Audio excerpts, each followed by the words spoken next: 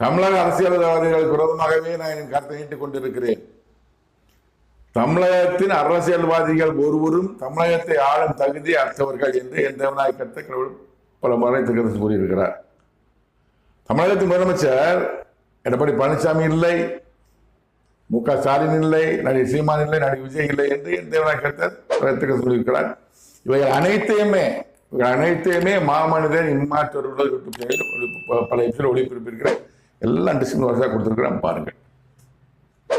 அப்ப அடுத்த முதலமைச்சர் யார் கடவுளிடம் சொல்லுவார். நான் மாமனிதன் மாற்றோர் ஒளிபரப்பியிருக்கிறேன். மு.க.